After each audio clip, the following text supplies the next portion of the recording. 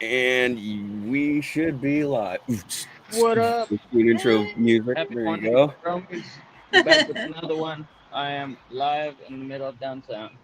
So I have my own little journey to take care of, but you guys will be taken care of with Dixon and L. We also have Jay in the background hanging out. Appreciate you, man. All right. Jay with uh, dry flower cannabis drying solutions. It's dry flower, DRI flower.com. All right. How you doing, man? Nice to meet you. My name is L. What up, L? How you I doing, have brother? not met you before. Greenier has, but he's got Yep. some family things going on, so I'm going to Yep. come and help him out with the show. Absolutely. Yeah, we linked up at MJ Biz. It was good times. Yeah. I have not been to MJ Biz yet, but hopefully next year I'm hoping to be able to attend. Have you ever been, or was this never? You've never been to MJ? I've never been. No. I'm hoping next year that I'll be able to go. Either. Yeah, it's bananas. It's fucking bananas. It looks like it. For weed stuff, if you're in the weed game, and it depends on the level or what you're interested in. But if you've never been, it's first time. It's awesome just to go and see everything that is on the market and all the different new shit that's coming out. It's pretty cool. It's a good time. Absolutely. Good. Yeah, I saw a lot of creators this year went out there and they all met up and everybody was shooting footage and sharing it on Instagram and YouTube. Yep. It was really cool to see everybody meeting up together. Yep, it's popping. I think the next one I'd love to really get to is like Spannabis. Yeah, that would be rad, right? All the way to Spain. You haven't been to that one yet, huh? Not yet. I'm shy to go there before I can really deliver there at scale. We ship to Europe, but not. Yeah. It's expensive to ship to Europe, so we lose sales. Yeah. But yeah, I want to be set up and ready to deliver there before I go and drop like a 10-ton gorilla like we are. We gotta be able to follow through with delivery. Yeah. I don't even want to show up and let the cat out of the bag until we're ready to just do it, crush it. Right. So, but it's coming, time coming, for sure. Have you been to Spannabis? No, I have not, and Vixen, I do not believe has. No, I haven't. That's a goal of mine at some point as well, just to check. I mean, just to check it out. I'd like to just go once just to see it, see how it works, everything. I mean, it looks humongous from what I see. So, there's another one coming up in Berlin in June. I can't remember what it's called. Somebody just told me about it. They said it's like fucking 50,000 people or something banana. Wow. No, MJ, they claim like 30,000, but maybe it wasn't 30,000. But it was still popping. But the one in Germany, in Berlin, in June, the name escapes me right now, but it's the big boy. Yeah, it's even bigger than Spannabis. Yep, supposedly. Nice. Are you going to be going to that one? You hoping to? I just can't do it yet. I'm too slammed here. I've got so much going on with Dry Flower nationally. Just trying to expand and just trying to scale nationally before we go international. We have all the patents locked in overseas, so when we're ready, we'll go that route. But it's a lot, it's a whole, setting up, it's really setting up production in, Europe somewhere. Yeah, and they're going to all the trade shows, and then you've got to have a staff, and you've got to hit the ground running on the local IG algorithm, and that's how we market this shit. That's how I got here, was just IG. That IG algorithm, and that's how I blew it up. IG was your advertising, huh? Dude, how do weed guys advertise? Like, how do you do it? Because we're selling. The weed guys are a lot of the weed guys aren't even on IG. They're fucking in the hills or wherever they're puffing dabs in the basement, and nobody even knows that there's fucking Dry Flower because they're not on IG. They're not. They're in their little bubble, and they don't get introduced to Dry Flower until their buddy has it. That guy. And that's when they see it. Yeah, that's that guy. But there's a whole market of above board, regulatory commercial facilities worldwide that, how do you market to those guys? Some are on IG, you got to hit the trade shows, LinkedIn, but it's been hard. It's been a hard go, especially the first couple of years were really tough, fighting against the grain, trying to tell people, hey, try the system out. You're going to save time, going to save money. And they're like, wait, you want me to spend money on what? They're like, we're already drying weed. We don't need that shit. We already dry weed. They didn't even hear it. They couldn't hear it. So it's taken a lot of videos and a lot of, a lot of sales, a lot of different applications to actually film and showcase the efficiency in all these different scenarios. That really get people's minds spinning and let them understand that, like, oh wait, maybe I'm not at that scale, but oh wait, that video, I'm at that scale with like 2 plants over there. I'm that guy. And so now we have so many different videos, we have so many different products. We really hit every grower, whether you're growing 1 plant or you're growing 10,000 acres. We have the equipment that scales to your SOPs that will save time and money. Yeah. And look, if you're growing in a tent, right, and you're knocking down a couple plants, that's me growing in a tent. Okay, you can hang it. However, it's like we've got a tent kit that's like a couple $100, right? I saw that. It's not going to save you like hours and hours of labor like our commercial facilities save, but it's going to clean everything up and organize it and streamline it in a different way that makes it worthwhile. So it's good shit. Even for the tent grower, it's a game changer. Even though you're not spending hours and hours knocking down and all that, and sometimes people are because they want to strip all the leaves. Yeah, I mean, some people have multiple tents. So totally. I like those guys because we've got a lot of tents. I've got 3, but they're small. They're not big tents. They're 3 small tents. But what size I tents fill are them you up. What are you growing? Huh? What size are you growing? What tents? I have 2 2x4s and then 1 2x2. Okay, and then where do you dry? I have some Orchid going, some crop culture, some James Loud, more crop culture, and some Dirty Bird. Where are you drying? Oh, in the house, right here in the dining room. We have a very small house, so I'm limited on space. So I have those 3 tents just up on the wall in the dining room in my little corner. And then you dry like just in the room itself. Like I have my tent. I do perpetual grow, so I'm constantly using my tents. So you're probably gonna laugh, but I use the Herbs Now dryer because it's so convenient, and I just place it in there, dry it in a few days, and then cure it. Nice. What's wrong with that? No, I just some people go and I figure you're in the drying business, so well, like I like to say, it's not wrong. Yeah.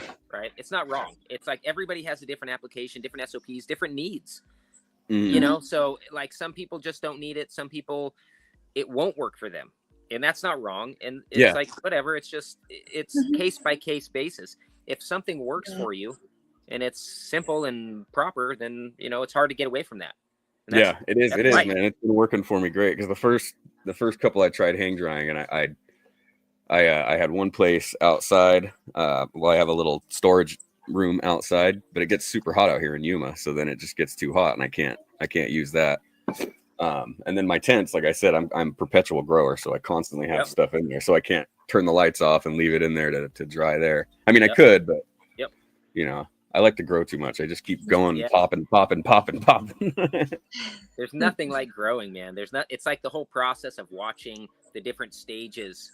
Watching the clump get legs, and then watching that new growth come out once you transplant, and then right when you flip it, getting to week 3 and seeing all the hairs pop. And like, week 5, how chunky is it already or not? All those stages, and then just the fucking nose. Every time you open the tent, it's absolutely got a nose throughout the stage. It's like when you get to that fresh veg, it's not full flower, but it still has an incredible smell. It's got that stem rub. You can still smell it on there. The tent, and it's got that smell in the morning. Yeah, it's such a great feeling growing, man. I miss it. I haven't grown it's been a few years now. I've been. Oh, really? Yeah, I've only been growing for a couple of years now, and I'm in love. I'm fucking. I can't stop. My last grow was 20. I think my last grow was 2020. I grew 6 plants in the backyard from seed. It was all right. I actually trashed it. I grew it, harvested it. I gave half of it away, and the other half I didn't even fucking trim it. I just let it go. I mean, it was like pounds worth 300 right then. I didn't have time to fucking deal with it. I literally gave it away, and the shit I couldn't give away, I composted. Yeah. But it was, I'm not even smoking flower these days. I really only smoke rosin. I'm not. So I was like, I'm a rosin guy. I love rosin too, man. That's like my favorite method. But lately, I've been rolling a lot of joints, and I've been smoking a shitload of joints. So I'm kind of on both fences right now. Both sides. When you grow your own, you got to smoke it. Dude. And then you get so much flavor off the joint. It's so fresh. I just love it. Nothing like homegrown. It's not been sitting on a shelf. It hasn't gone to testing and sat in a bag and fucking 6 months onto the shelf and open bag. It's just, it's fresh. You get to smoke it at its prime when you feel like it's at its prime, which is nice to have that luxury of, that sweet window, right? Yeah. What are you puffing on right now? Right now, I have some London cherries that I grew. I do another podcast with 2 other guys. One of them's actually in the chat right here. Hey, Rue. And we grew London cherries from a guy in Denver, Gingerbread Genetics, and it's cherries and berries times cookies cut of London pound cake, and it's really, really good, man. It's got some great flavor.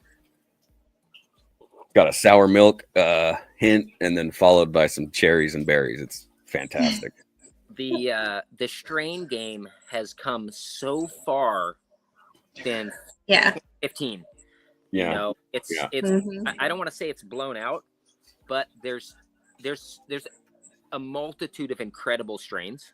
Yes. It's too much to even track for one man. I know, dude. I know. Breeders, all these breeders have their inner circle with their cuts and their guys that they're also hunting phenos. Dude, it's fucking bananas, dude. My buddy Fisherman Feeds, he's got so many fucking genetics of dude, it's bananas, and he's one guy. He's fucking one guy. But the problem is you can't find just straight Master Kush anymore, or straight sour, that original sour. Those original strains they're hard to find. They've been lost. You gotta know the guy, dude. I know some guys, and even those guys gave me a sour cut that wasn't the fucking sour. You're like, that's not the one, man. That's not the one. Whatever they gave me, they're like, it wasn't the one. It wasn't the one. So it's sad. I feel sad that I let go.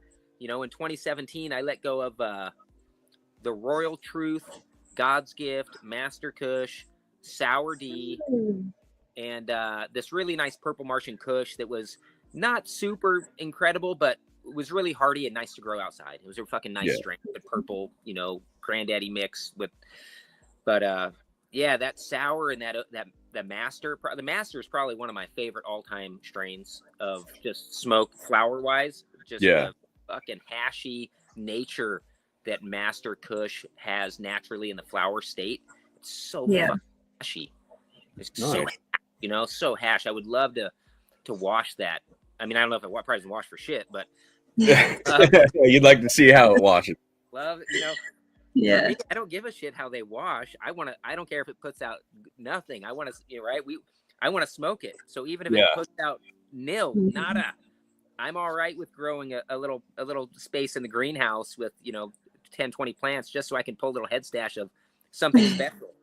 Something extremely special. And I think this year I'm gonna get back in the spring. I've got a possible spot, like a little personal greenhouse, just to grow some rosin. Just a handful of seed strains. Nice. Mine Dirty Arm Farm presses the super fire. So hopefully he'll get to press that for me. I don't know if you're listening, Jamie. That press at the end, boss.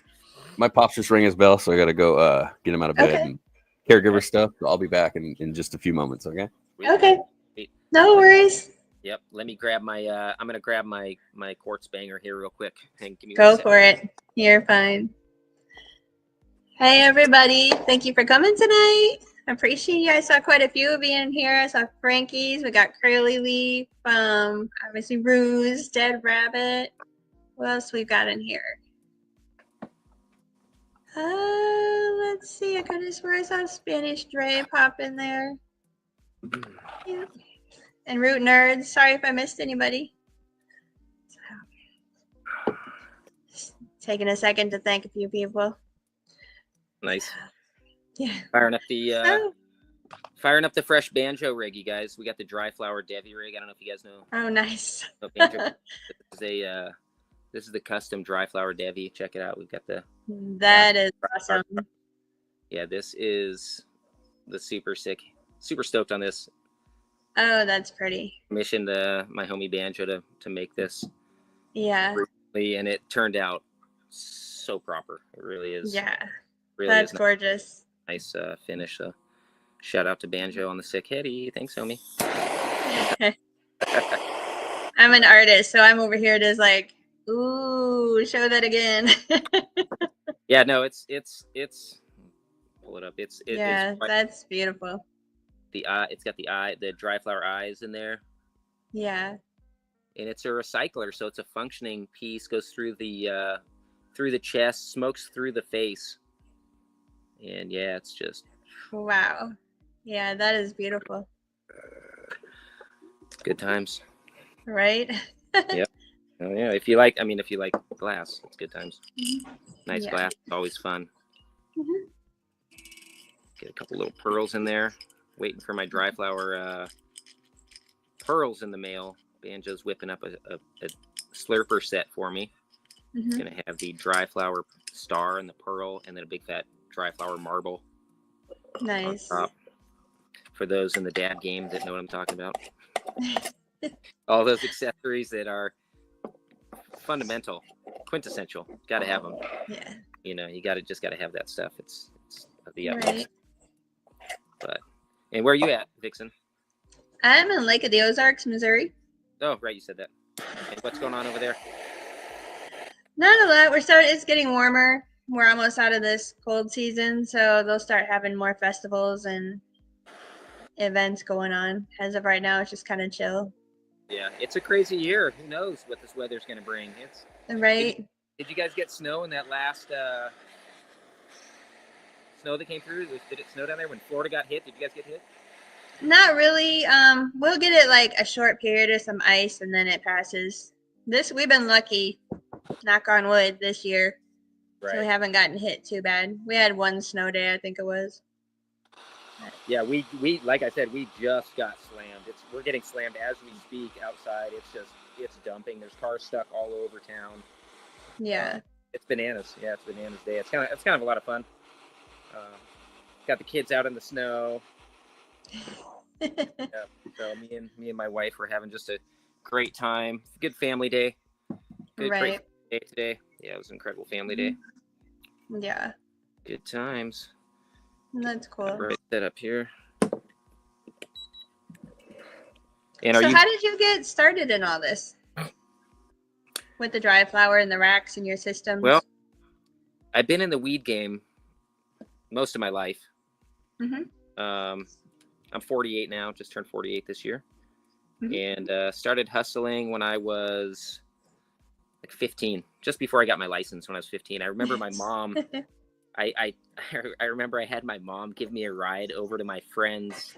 It was my brother's friend's, or my brother's friend's house, this guy that was selling weed. And I told her, hey, can you give me a ride over to this guy's house? I left my shirt over there, some bullshit.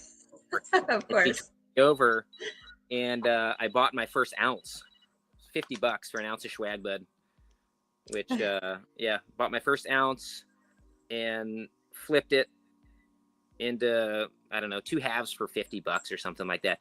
I really was just, once I got into smoking weed, I just wanted to smoke weed. And so when I got into smoking weed, it was like, well, hey, you guys want to go in on a bag together and it'll be cheaper. And then that went to, here, I've got a bag for you. And then, one thing led to another. And, next thing I know, I'm, smuggling truckloads and shit and all that. Yeah. So, that was where it all started, was just wanting to smoke weed. That's, I got into weed. I loved it. And I just wanted to make it a little cheaper so I could, not spend so much on it. Right. And just my overly ambitious nature in who I am, I fell right into it. Like right away, I was just, found the right connection, knew all the right people that wanted it, and was just, hustling. By the time I was graduated from high school, I was already like, shit. I was already up huge. I was already just crushing it, more or less. Yeah. So, yeah, it's been a long road. but that's, you know, yeah, I mean, it's just been smoking weed my whole life, really. And that's how I got here. That's why I sell dry flowers, to support my habit. Right. Still That's awesome. day. And now my family and everything else that comes along with it. But yeah, I really sold weed my whole life. Around 2008, I got into growing full-time professionally. Before that, I had grown plenty in life. My first harvest was, I think the actual first harvest I did was in 2000 and no, maybe 97 was my first actual harvest. But from 97 till, you know, 2008, I was just professional smuggler, just selling, shipping, smuggling. And I got into growing. A buddy of mine, I was on the run from the feds from 2002 to 2012 from a deal gone bad. And I got set up. And it was in 2008, I think, that along the way that a friend of mine, a really good friend of mine, was like, Jay, you really need to stop all the smuggling, dude. You're on the run now. You're still smuggling, dude. You're gonna get snatched up. Right. You need to start growing. Instead of selling a fucking, 1,000 pounds a month or whatever you're doing, just grow a couple 100 pounds a year and then just sell that. And then it's all you. And then you don't have to work so hard making points on just moving pounds. Right. There's so much risk involved, so much sketch. Yeah. So around 2008, I think maybe before 2006, 2005, maybe it was 2005. Yeah, a buddy of mine gave me a formula, like a 2-page formula on an indoor grow recipe. And it was something like, it was to grow 6 plants under 6 lights in 25-gallon buckets, targeting 1 pound per plant as per the Oregon Medical Marijuana Program, best practices technique of growing the largest plants you can to get the most you can out of the license, which is your 6 plants. And so a buddy of mine gave me this formula that, explained how to mix the dirt in the 25-gallon bucket. Buy a little bit of this, a little bit of that, a little compost, a little bit of vermiculite, some of this Happy Frog soil or whatever it was at the time, and mix that up. And then there was a whole formula of take your clone from a 4-inch, transplant to a 7-gallon, leave it there for approximately 2 to 3 weeks to veg, transplant that into the 25, let it veg for a week, et cetera, et cetera. And then the whole feeding program was all organic, roots organic and bloom organic and all this just random, tea mixture of mix this, feed this, week 1, 2, 3, feed it this, and then change this here, 4, 5, 6, and then et cetera, et cetera. It was a nice framework on how to grow, and it didn't work great on every strain, obviously, but it was a nice, kind of a framework on at least a starting point that would get you close. Yeah. Always takes refining, always takes fine tuning, because the plants are alive, right? They're fucking living. And there's no recipe there's no SOP that's going to take you from clone to harvest without human intervention, without monitoring the state of the plants and what they really need. Yeah. So, yeah, 2008 got the formula and it really started growing or 2006, excuse me, until 2017 when I started DRIFLOWER. And at that time I had completely gotten out of the weed game. I was already turned myself in, got the the jail shit behind me, all that. Was teaching Bikram yoga full time and owned a Bikram studio, and was like, man, I really need to dive back into my hang harvesting system and bring it to market. Right. So while I was teaching class, I was getting all these downloads of the size of the hangers, the function of the hangers, how the handle shape, the thickness of the metal, where to bend it. I was R&Ding it. I was in some cases doing the R&D in my mind, like real time, building something in my mind, bringing it through a workflow process, and then realizing in that process, oh shit, that's not going to work. I've got to make this revision or this change, so that I don't make it through this whole process, right, from start to finish, and actually be streamlined. Right. So yeah, it was in the yoga studio that I really manifested and brought to market the beginning of the hang harvesting system, which was back in, you know, Nice. 2017, 18, 19. Mhm. Was when I brought it to market, was 2019. But in leading up to that was all the R&D and the inner workings of Yep. how DRIFLOWER came to be. So That's awesome. good times. Yeah, Right. the name DRIFLOWER, Mhm. right? Just the fucking name. I'll just preface this that it was all given to me by God. Mhm. I take zero credit. I'm just the conduit. Absolutely. I'm just here doing it, but fucking God makes all this happen. So I'm Right. wondering while I'm teaching class, what am I going to call the company? What are we going to call this product? What are we going to Mhm. name it? Like, what's the name? You know, I had some other ideas earlier on with, you know, another partner. I had attempted this years past, but, you know, Mhm. nothing came to fruition. So I'm like, what's the new name? What do I name this? And as I'm in yoga, I'm practicing yoga, right? I'm asking God actively, God, what do I name this? What do I name this company? Right. And within a day, I think it was the same day, I can't remember if it's that day or the next day, I'm laying down in class in Savasana, which is Savasana is what happens in between the postures. You do a posture Mhm. and you lay down and you're like looking to the side, laying there. And I look Mhm. over and the guy next to me had a pair of shorts on. Yeah. That said, I think they were Nike shorts. What up, El? I was telling the story of how DRIFLOWER name came to be, of how God, Oh, okay. God just showed it to me. I said, God, show me what the name of this company is going to be, because I really didn't Mhm. know. I was tossing around some things, but nothing really felt right.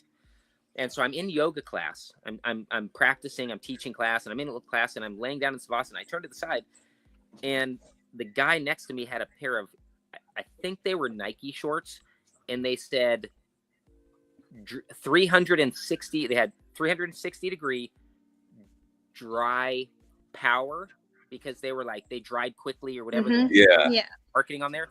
But the way the crease on the shorts was, I just Mhm. saw DRIFLOWER. That's awesome. Yeah. Yeah. I didn't even have to think of it. I looked over and I just saw it clear as day, DRIFLOWER, and I was like, holy shit, Right. DRIFLOWER, that's it. That's And it. born in an instant. Yep. And it's felt natural ever since. It feels like the perfect name. It really Right. represents what it is, what we do. It's, you know, we DRIFLOWER, and it's Yep. DRIFLOWER. You know, it's a Yeah, I think it's a perfect name. And then you made the logo and the font look really good too. So, you know. Yeah. So thank you. Funny enough, the star, which is like the logo standalone. So we have Uh-huh. the font, which is like a laser cut out of the metal we use. That's kind of Yeah. the font we use. The O itself and the star was from the yoga studio that I owned before I started Nice. DRIFLOWER. Yeah. So in 2017, I opened a Bikram hot yoga studio with my wife, and we called it Emerge Hot Yoga. And the logo for Emerge Hot Yoga was me doing a handstand with my legs crossed in lotus. And on my chest, it was a big white star. I think it was purple body, big 8-pointed white star right on the chest. Mm-hmm. Gorgeous. And so as we transitioned into DRIFLOWER, a good friend of mine that was working for me at the time was like, man, let's because I'll back this up a second, El. The company birthed out of my yoga studio. Oh, okay. My investor was one of my students. My right-hand guy is one of my students. My employees were all my students. So it literally birthed out of the studio. That's really cool. Mm-hmm. So all your people are really they're really close to you, and you know them well. Yeah, all my guys are they're all yoga people. So so my close friend was like, listen, we need to, because this business has really come from the yoga, right? That's like the core of it. Like that's what we all practice. Like that's what we do. We need to bring that star into the new logo. So he was like, look, let's put it in the O. And he perfect. picked it into the O. and we made it it's more of an oval O. It's not like a circle. It's actually kind of an oval, more of an egg-ish shape, sideways egg. And we brought that into the DRIFLOWER logo as our core, which is yoga.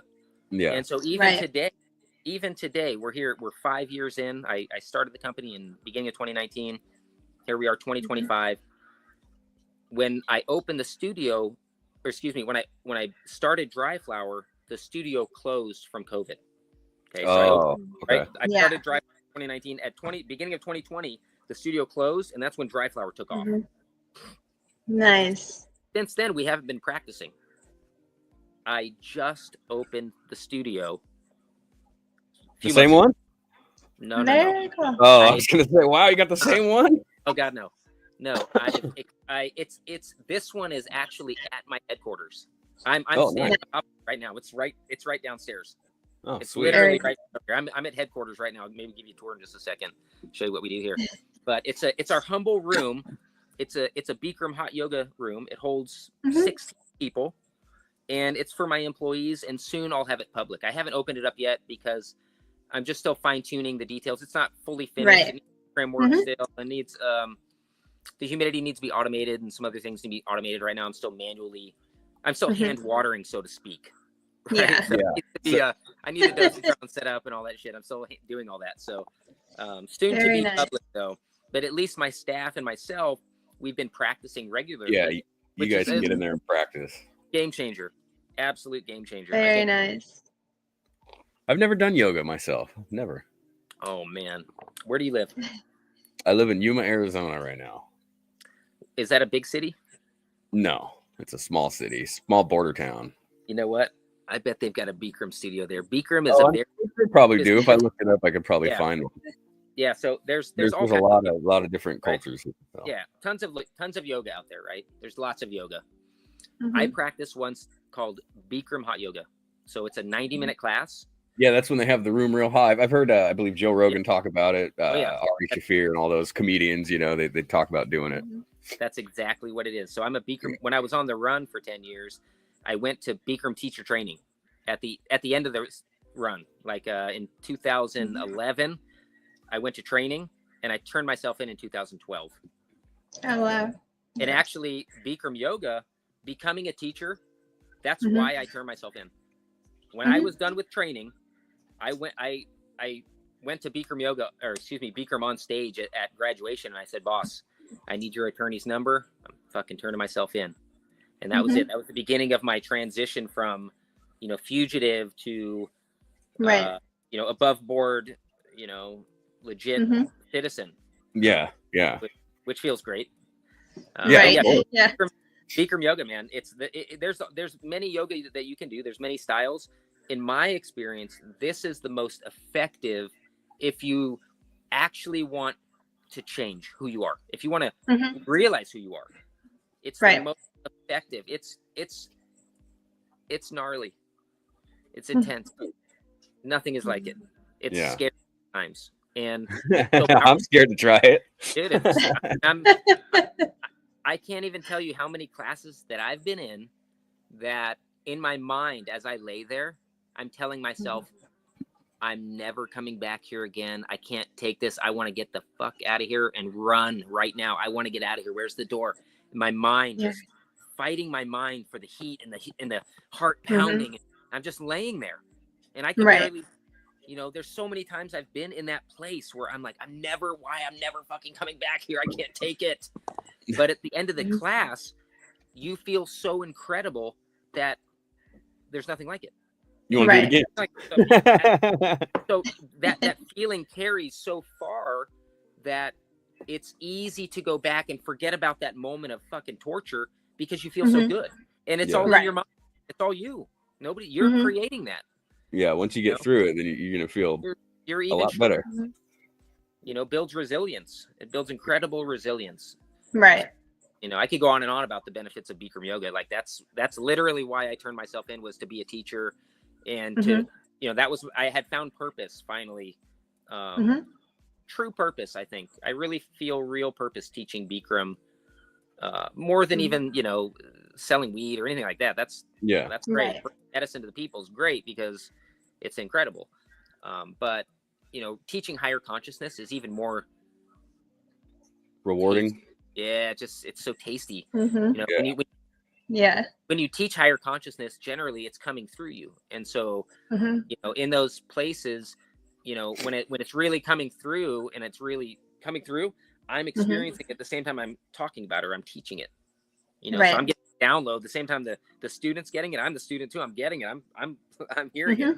I'm talking it as I'm like receiving it. And you know, that's the most satisfying feeling ever. You know, that's very cool, feeling, right? Purpose. Right. Nothing like purpose. Sure. Fuck, if you don't have purpose, dude. So were you intuitive before the Bikram yoga experience, or I mean, have you kind of always been?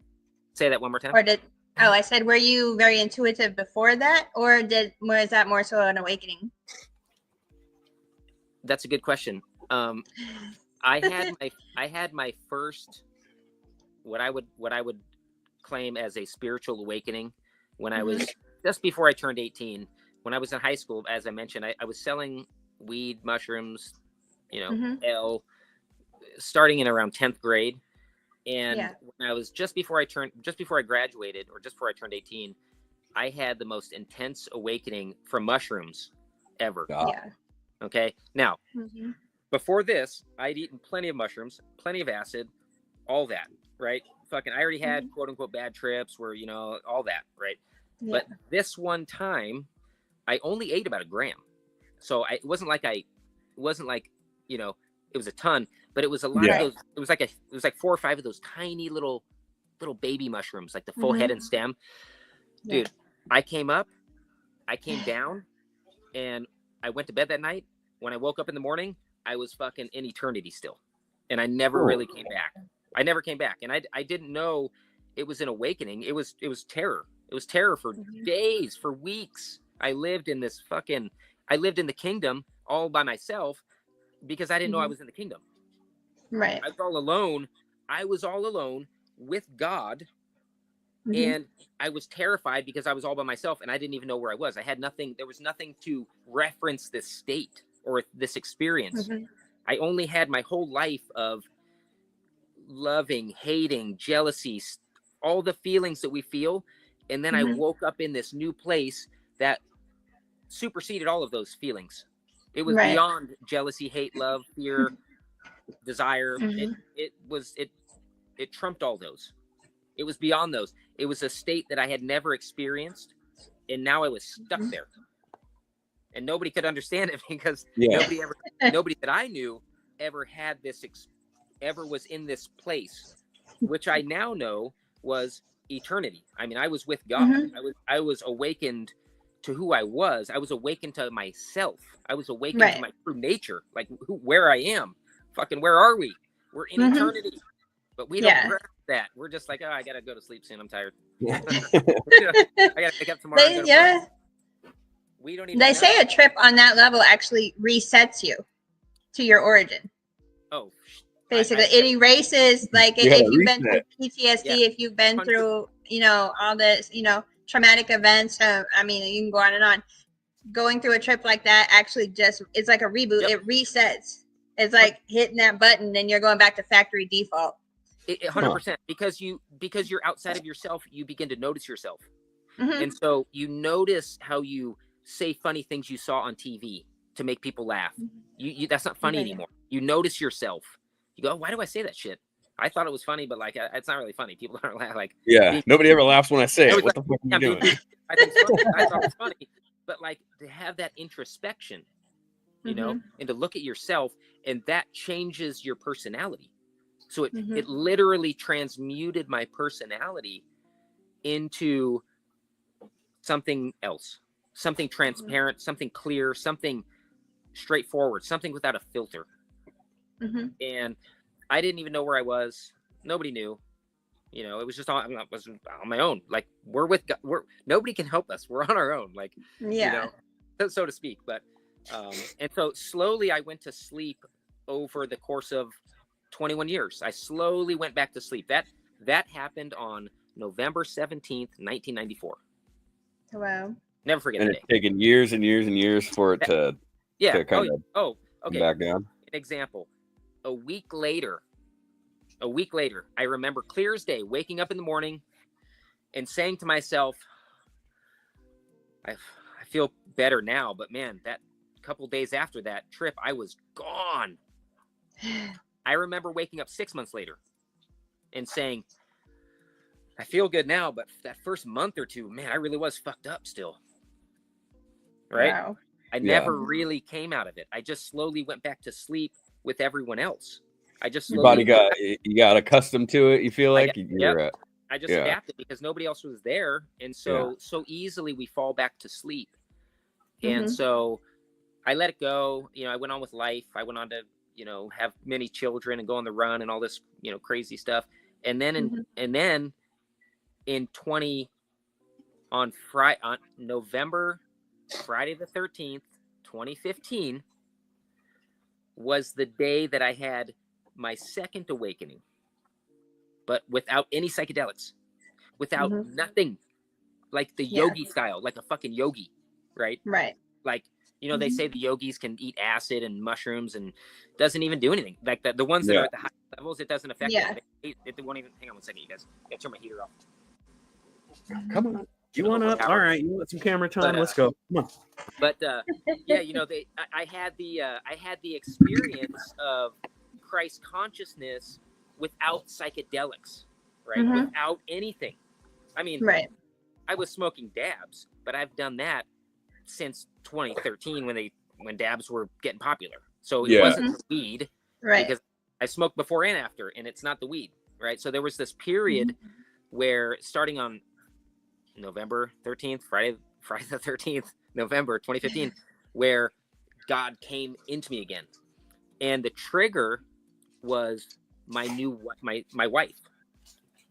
So my wife, who at the time was not my wife, she was somebody I knew, but she somehow triggered me into waking up and realizing who I am. That's all I can say. And when she did that, I was awakened, and everybody that I knew thought I was fucking crazy. All my friends, I bet, I'm not. I was so blunt and transparent and honest and clear and straightforward that it was me, but it was like this. It was like a different. It was like the truest me. It was like the most. It was like the highest self of me, like the most integral, like the most, you know, like the most, I don't know, like fearless, you know. It was because I was with God. I was with God. I was in, like, for lack of a better term, I was like enlightened. And I don't know nothing to feel anxiety or fear of or anything like that. No, none of that, not at all. I was so high on God that all I wanted to do was bring people as close as they could. I wanted to bring people to this place that I found that I was graced with. Wasn't even my choice. Wasn't my choice. If it was my choice, I want it right now. Everybody wants it right now. They don't even know it because they haven't tasted it yet. They don't know they want it because they haven't seen it. They haven't tasted it. They have no idea the richness that it is in it. And it's their birthright. It's my birthright. It's your birthright. It's your birthright to experience your true highest self, because in that place, it's bliss. It's the 100% support of the universe consciously, so that there's nothing to fear. You can never be destroyed. You can never end. You know that God is guiding you every moment right along the way, and you're receiving the guidance actively. So you're in real time. You are communing with God emotionally. You're not seeing God. You're not talking to God. You're emotionally in communion with God, because the heart is fucking wide open. It's hard to articulate beyond that. Except it's bliss beyond any richness of physical wealth, right? There's no gold that can satiate or create this kind of joy, because when the gold's gone, so's the joy. This wealth is like stored in heaven. Like, it can't be stolen. It can't be taken away. And it's more priceless than any amount, because it's the support of God.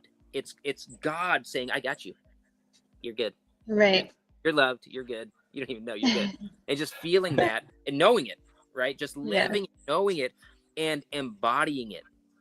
And that's it. Fuck, that's it. When you can embody it, yeah, there's nothing else. That's it. So dry flower aside, all that aside, like that's really the goal. You know, that's the end game in my mind. That's my end game is Christ consciousness. I want to be with God, because in that place you don't need money, you don't need anything. Everything is given to you exactly on time. Everything you need to carry you forward with your purpose. If you don't have purpose, how can you be supported? If you don't have if you have a job, you're going to be supported with the tools for the job. Right. I work for God. And so because I work for God, God supplies me with everything I need 24/7, even if I don't think so. Even if it's not what I want at the right time, it's exactly what I need. And so it's a great place to be, you know? Right. So anyway. But that explains when you're talking about the downloads and being able to envision a product and to work through it without having actually produced it yet. Yep. If you can, I think that I can 100% relate to as an artist, because I'm the same way. I problem solve in reverse, but I see it all as I'm doing it, if that makes sense. Yeah, absolutely. Yeah, you've got to, you know, the nothing happens without first picturing it. You know, even like when we go to eat food or something, like we think about, oh, what am I hungry for? You picture what you're going to eat before you eat. Oh, I want a Subway sandwich. Taco Bell. Oh, Subway or Taco Bell or McDonald's or fucking whatever, sushi. You see it, like you visualize it. Everything's mental. The universe is mental. We create everything in our mind first before. Dude, when I go to eat a peppercini, man, my tongue tingles before I eat it. My body getting ready for it. I'm like, all right, here we go. My tongue's tingling right before I put it in my mouth. It's a crazy world. Yeah. I can't tell you how many times my famous last words will be, just trust me, I can see it. That's my, literally with like problem solving or something, or a solution to something. I'm like, look, I can see it. I know it'll work if you'll just try it. I can see it. Yep. And I don't know percentage wise how many times it actually goes into fruition, but ask anybody who knows me. Those are like my famous words. So, that's awesome. So I'm having a great time at DRIFLOWER. We've continued to innovate. We have more products coming out. Like I said, we've got the tent kit. We've got home grower stuff. We've got a lot of really cool small scale stuff, but a lot of really cool large scale stuff. You know. I've seen you guys have quite a few large scale, like stuff in large scale operations. Yes, kind of like stackable, forkliftable equipment for guys knocking down acreage. You know, where they can. You know, this equipment allows growers to cut and hang and organize all their flower in the field, right, wherever it's growing, so they can get it cut and hung and then transported, you know, maybe an hour away back to the facility. But because it's already been cut and hung and organized, it's like it maintains the highest quality. It's so proper, you know. It's really proper. The newest innovation that we brought to market last year that I'm just really happy about is called the Quick Connect system. And the Quick Connect system allows you to utilize a whole dry space with like fill it up and down, top to bottom, stuff the whole fucking place. And then when it's dry, remove all the infrastructure. As soon as the weed's out, all the infrastructure's out too. So there's no posts, there's nothing in the room. You could drive a semi truck in the room. So that ability is it's really critical for a lot of growers that need to use that space to buck, to trim, to store, and do other things. Maybe in the off season, you know, it might not be a perpetual indoor grow where that's their dry room. It might be an outdoor grow where they're going to use, you know, 10,000 square feet and blow that place out. And then as soon as it's dry, they got to bring the tractors in there, and they got to bring all the other shit in there in the winter, and they can't like leave all the, you know, metal posts up and all that stuff. Yeah, they can't have it just hanging out. So we've got this system that allows you to, let's say you've got a 20-foot ceiling. We take 20-foot tall custom metal posts, and then we hook them to our equipment that screws into the ceiling. The 20-foot tall post, it hooks to the ceiling, but then drops down and rests on the floor, so there's no ceiling load. So you set up a pair of them, right? You set up one here and one here at about a Mhm. 6-foot gap between this one and this one. And then you hang an 8-foot stick across here all the way up with your Mhm. hangers on the stick. Yeah. And Right. so we can start with an empty building. We can go to the very back, put in 2 posts, fill it top to bottom with weed, and then back our way out. Put in 2 more posts. Put in 2 more posts. When So it's it's dry, like scaffolding for drying, kind of just a even scaffold. it's but even easier because it's just a post that hooks to the ceiling and then just drops on the floor. Yeah. Mhm. When you're done, you grab the post, you lift it up, and you go put it away. Pop it right out. It just pops out. It's like Mhm. there's nothing there. So the Right. flexibility, not only, you guys are doing small scale. I don't know if you've done a lot of large scale harvests. No, or not at but- all. Mhm. No. So No. so when you're doing these large scale stuff, like let's just take like a 20 by 40 garage, right, with like a 10-foot ceiling. If you build that space out with 2x4 posts or lumber or whatever you're going to build, let's say you have a bunch of pallet racks in there and you're going to fill up the pallet racks. Well, as you come into the dry room with all your hangers or maybe an 8-foot long stick full of hangers, if you Mhm. have all of this equipment in the way, it's a bitch to get to the back of the rack and hang it. Right. There's all this posts in your way. You got to navigate, go back, wait, come forward, go left, wait, stop, let me move this around the corner, all that kind of shit. And that's, Mhm. it's difficult. So when you can go into an empty space, walk clear to the back of the room, Yeah.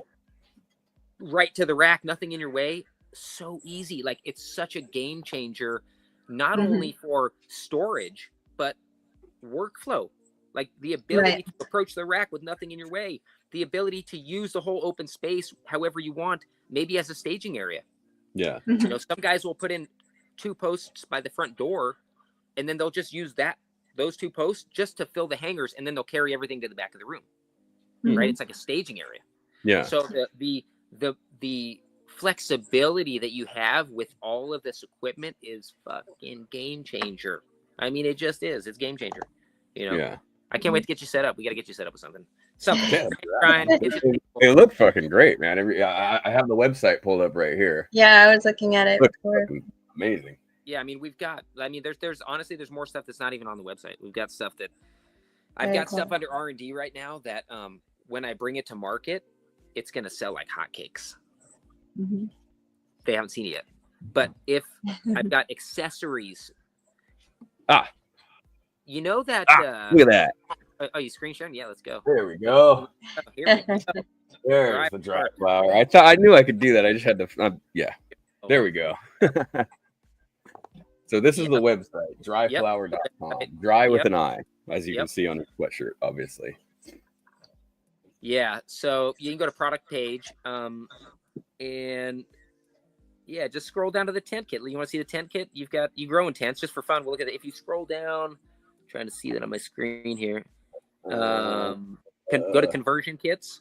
Conversion kit. Yep, grow tent. All right. And then click on. There's a video. Should be a video right there with the tent. Yeah. Click on that video. Let's watch that tent kit. So it hooks to the top of the tent in like 2 seconds. Right, the chain goes around there. It hooks on to whatever level you want to hang, and then it hangs across the tent. The hangers go right down the center. And because of the nature of it, you can hang one side without it tipping over. You can load one side of that rack without it compromising. Oh, okay. Huh. Yeah. Nice. So that is for the tent grower like me. Yep. There are some guys that grow and dry in like 4 or 5 of those tents. Like they're growing in rooms, but they actually dry in those tents to manage the smell instead of, for whatever reason, there's all these different considerations at different spots. Yeah. Right? You already know. Yeah, the tent kit's super sick. I mean, it's very simple. It's very elegant. They are on Amazon. They're in distribution now through DL Wholesale. You can get them through DL Wholesale. One of our distributors. Yeah, it's a cool product. All the products, like check out the classic hang harvesting kit right there in the center. That was the first offering that I brought to market. And so what you have there is on the left, the small one is the harvest rack, and then the one that has the hangers is the dry rack. Now, the beautiful part about that system, the classic kit, is that you can see at the base there's it's a wooden bait. It's basically a wooden set. It's for indoor growers. It's it's not for your outdoor yard. It's like to keep in your bedroom or your garage or whatever. It's real nice. Yeah. But the beautiful thing is the piece that connects the two uprights on the bottom, there's like a board that's 5 feet long that connects the two upright pieces. Yeah. That just slips out of position, and then the rack collapses. It all flattens. Oh, okay. So you can kind of dude, when flatten it and store it somewhere. Yes, it'll disappear in 2 seconds. Yeah. Flattens, disappears. It's fucking baller. It's super sick. And the harvest rack is like that quintessential rack that you have to have at the point of harvest. Like that rack right there, the harvest rack, you've got to have that when you're loading the hangers, right? That's the workstation. The single level harvest rack is where you actually load the hangers. Yeah, you load it all up on that. Yep. And then again, that crossbar at the bottom, that wood, that slips apart. So both of those, you can see where they flip together, that little joint at the bottom of the post. Yeah. One overlap. But yeah, they just slip apart. It's a, you know what, to be honest, guys that buy these, they buy a second one. Like, yeah. As soon as they use it. I love it so much, they go and they buy a second one. Well, we have over a 90% retention rate, which means over 90% of customers come back and purchase more equipment with us. Nice. Over 90%. We've never had, knock on wood, I've never had an unhappy customer say, I don't like this shit. Can I have a refund? I want my money back. Yeah. Not one. You got someone right here. Look, Madman says he loves his kit. There you go. Never had a, I've never had a, dude, knock on wood. Shit, I shouldn't be saying this. But we have incredible stuff. It's really simple. It's very functional. Click on the shipping container conversion kit, that one on the left-hand side below the brackets. Yeah, right there. Let's see if there's a video with that conversion kit on there. That's a really, do we have a video on there? We need to put a video on there. I've got a ton of videos. Nope. So let me tell you, that kit, you can see there's vertical metal posts that go from the ceiling to the floor. Okay. Those hang from a bar that goes across the top. There's a bar that's hanging across the top. Right here? So that bar is going, exactly. So that's the piece that's hanging down from the top down. And the bar goes side to side. So the bar that goes side to side, it hangs with an S hook in like 10 seconds. Once the bar's hanging, then that piece, the leg, it hooks and it hangs from the seat, from the bar, it hangs down toward the floor. Yeah. And then you assemble these 2 7-foot sticks and a 4-foot stick. They slip together right there. You're looking at the end of the stick. Those sticks slip together to make a 19-foot long stick that hangs the length of the container on 3 of those legs. It sets up in 5 minutes without any tools. No screwdriver, no wrench, no nothing. Before you can even fill your first hanger with weed, the rack in a 20-foot container, it's already set up. It's ready to hang. Now, listen, if you're drying in a shipping container, there is a wooden floor, and metal walls, and a metal ceiling. It is a nightmare to set up anything good in a shipping container. It's a nightmare. Yeah, I could see that 100%. Because this hangs on the loops that are in the container, dude. That are already in there. It's probably one of the slickest.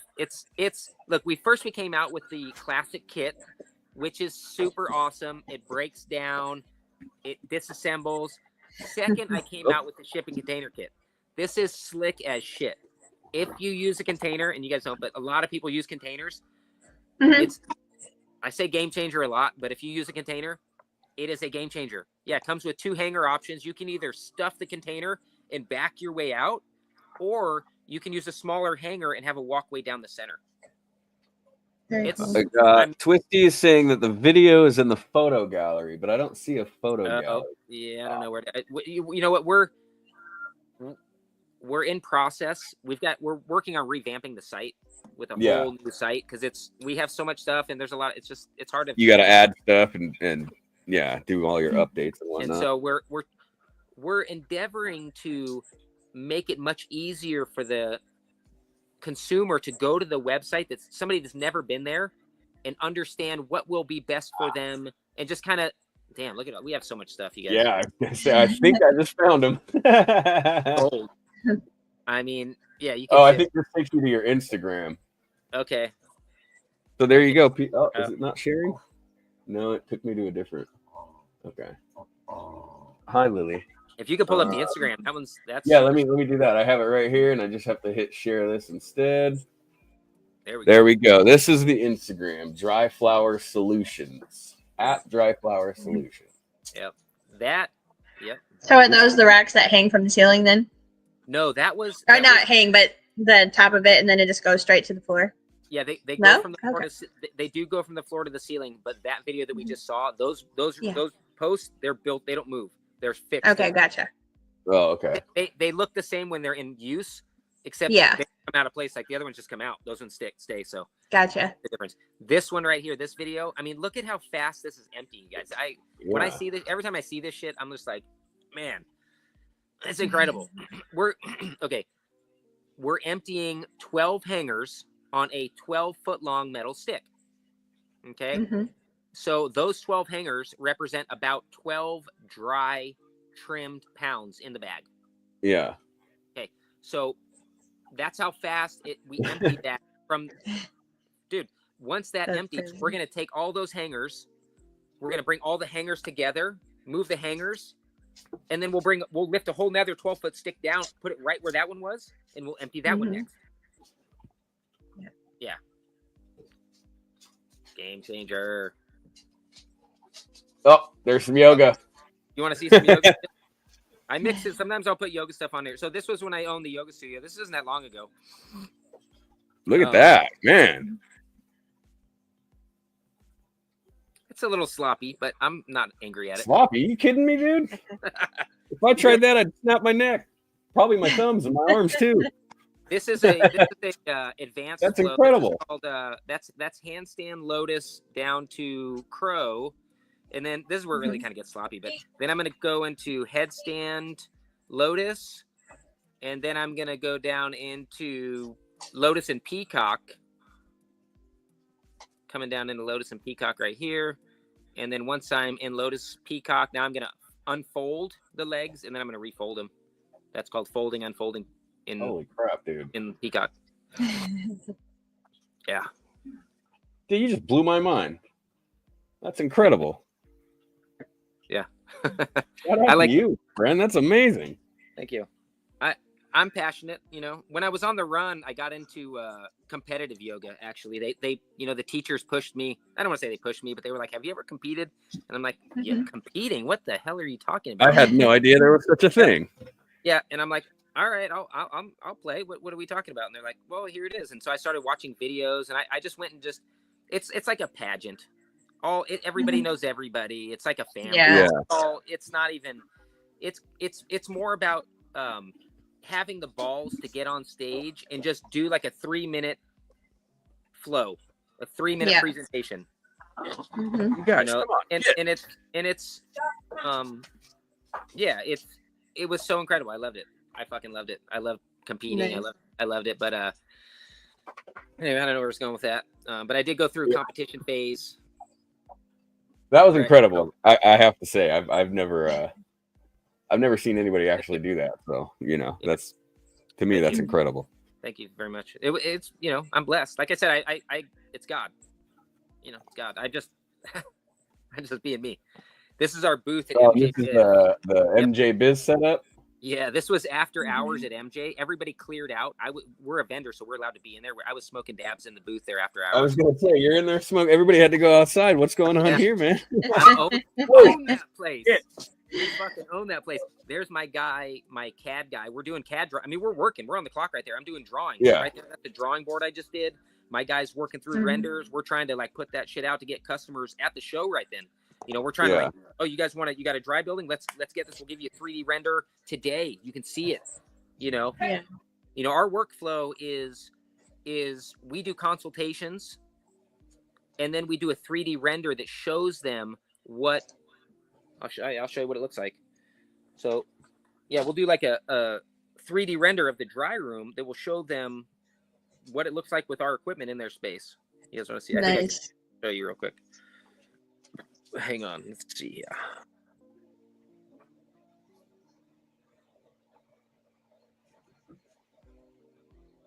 There's Jay at MJ at MJ BizCon. Okay, here's a little drawing. See if you guys can see this. Can you see that? Mm-hmm. Oops. Sorry. Let me Table. hold on. There we go. All right. So something Oh, like I can see it. Yeah. Yep. It looks like- kind of like I used to install cabinets. It kind of looks like the plans that we'd use for installing cabinets. Totally. It's just like, it's real basic. This is what is this one? This is a winch connect system. So this is actually hanging from the ceiling. Mm-hmm. Those racks are hanging from the ceiling. Oop. Yep. No, that's not the one. That's the one. Now let me go there. There All you right, go. cool. So those are actually hanging from the ceiling. That's a winch connect system. It's Oh, It's- okay. really, let me see if I can show you. There's another view that way. So the way that works, this is really cool. I'll explain it real quick. So these racks, you have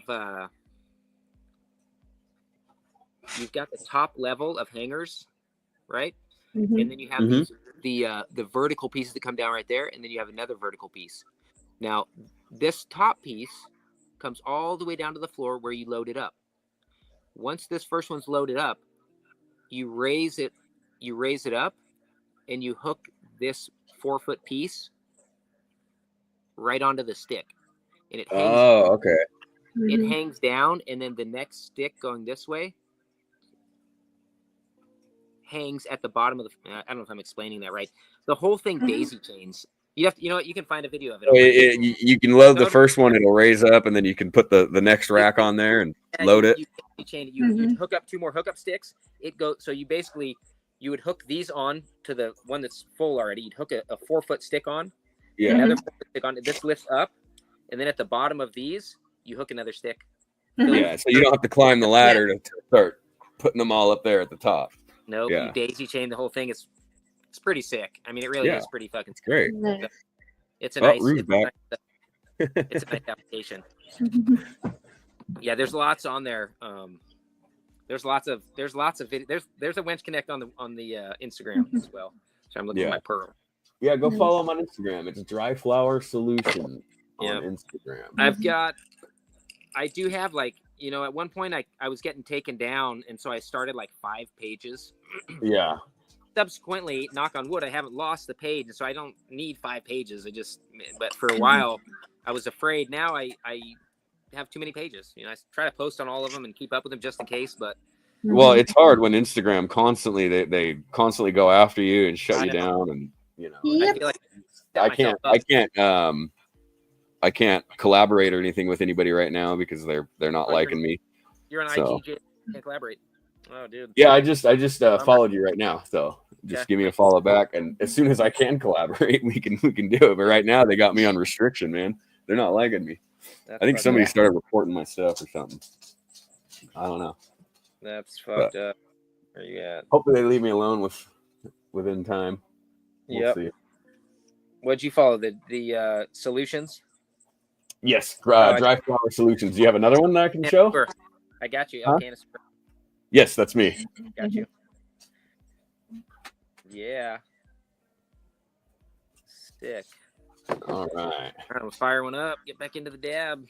Fresh dab. I don't think you saw L. Oh man, that thing's beautiful. Do you know? That's what I said. Oh crap! That's gorgeous. This is the DRIFLOWER Devi. So if you know banjo, look up. Do you know banjo glass? I do not, but I'll look. I'll look it up for sure. That looks amazing. Look up banjo glass on IG right now. BANJO. Banjo. Banjo glass. This is a banjo piece. This is a custom DRIFLOWER Devi, dude, that he blew for us. It's kind All of right, ridiculous. let me do the old. No, not invite.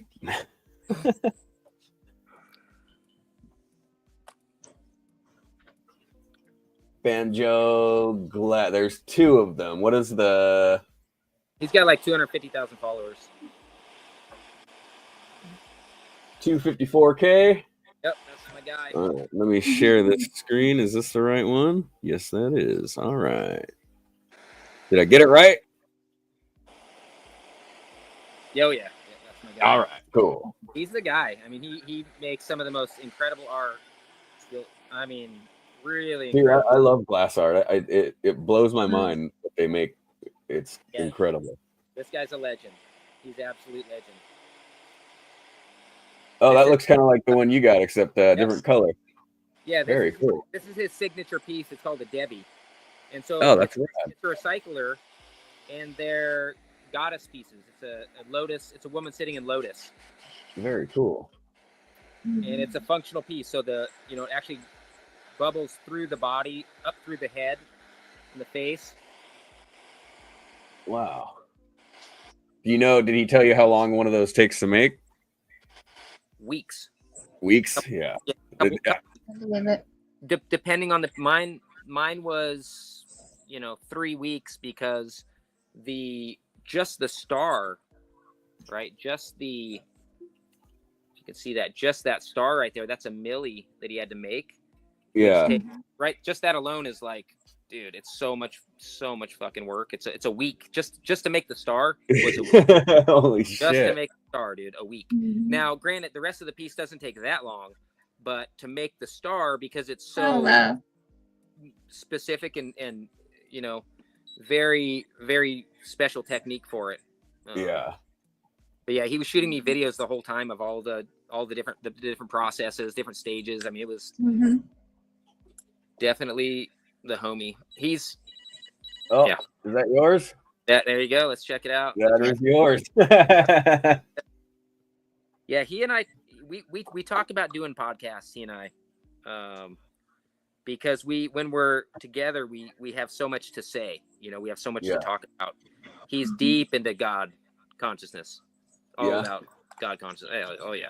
And when I say God, I was raised as a Catholic, and I'm not talking about that at all. I'm not talking about church. The real God, the real church is right here. It's not in any building. There's no denomination. If you pick a denomination, if you pick a religion, you fucking lost. Period. You lost.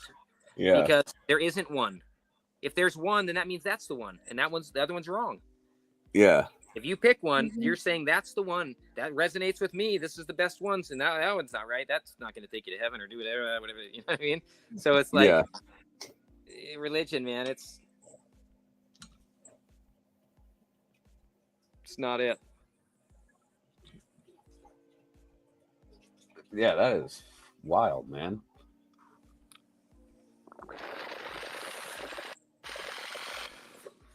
All right. Well, let me stop sharing this screen real quick. It looks like we've been on for 112. Why don't you give us we did the website, right? It's DRIFLOWER.com, DRI. I can actually drop the link in the fucking DRIFLOWER.com. I'll drop the link in the live chat. I think I can do that. Yep, DRIFLOWER.com or DRIFLOWER.com. Did it drop it as a link is my question. Yes, it did. Woo! Awesome. Okay. And then I'm going to link your Instagram as well so people can follow you. Yeah, and if people have questions, they can always reach out through the website or through the IG. If they've got to grow, they want to do something bigger than a tent or something that they don't see on the website. Station. Everything's mostly custom based around their needs and what they're doing. If they're harvesting pounds and they got to go upstairs in an elevator and across the street, or we'll figure out the perfect system for them, right? Streamline process. So that's great. That's great. Good times. Well, I gotta say, man, I was nervous because Greenier hit me up like 30 minutes before and asked me to cover for him. I'm like, shit, I don't know this guy. I didn't prepare. I didn't look up, do any questions or nothing, but I had fun with you, dude. And I really enjoyed it. So thank you for coming on Domi Talk podcast, man. Yeah, thanks for having me, guys. Appreciate it. Definitely. Appreciate it.